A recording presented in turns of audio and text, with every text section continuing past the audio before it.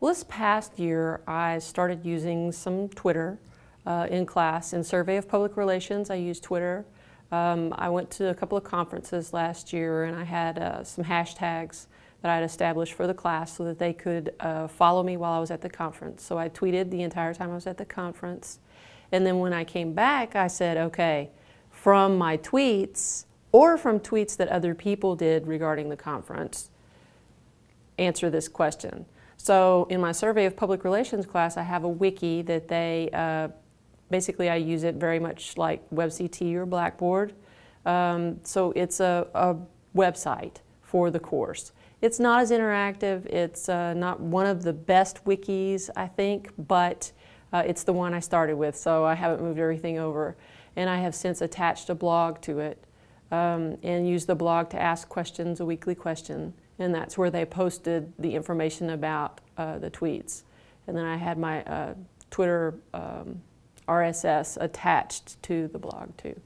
So I've done some of that kind of stuff to try to get them to actually use social media and look at it. I give all of my students the ability to friend me on Facebook too if they want to. And so I post different things on Facebook sometimes for students as well. For the internship class, I have been also using some tweets with a specific hashtag to announce internships. And so if somebody's looking for an internship, and I have that posted on the Texas Wesleyan MassComm website or Communication Now Department website, and it's hashtag TexWestComm interns. And they can do a search on there and find all of the internships that I've posted. The students are responding in different ways. They don't always know how to use the social media. Wikis are probably the best example. While most of them have gone to Wikipedia and they know what Wikipedia is, and you tell them don't use it as a primary source, there's all these great links down here on Wikipedia that you can use, but please don't use it as a primary source. They don't understand that they can create a wiki of their own, or they can publish to a wiki. And so when they get to the wiki, they're like, I don't know what to do. I don't know where to do it. I don't know how to edit it. And mine are totally open. So anybody can edit them. You don't have to sign in. But part of their course requirement is that they post links to several of the courses that I have. For instance, right now I'm teaching international intercultural communication, and we're populating the countries of the world. And so what I have them do is they have a link to a country and they populate it with maybe media sources from that country, maybe YouTube videos from that country or something like that. And so they have to figure out, first of all, or they think they have to figure out, it's really not that hard, how to actually post it there and then how to make it a link. And so it's really, they get real nervous about that, but it's really not that hard. After they do it the first time, they're like, oh, that was so easy.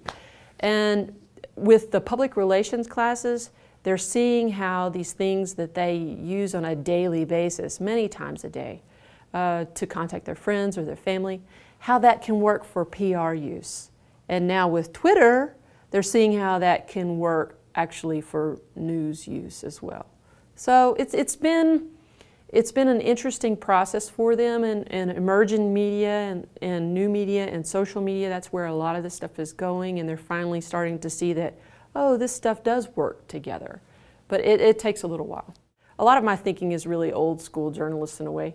And I was sort of against wanting to get on Facebook and get involved in a lot of different things at first. And then I saw the implications of how it was going to affect media, and I just sort of jumped in with both feet.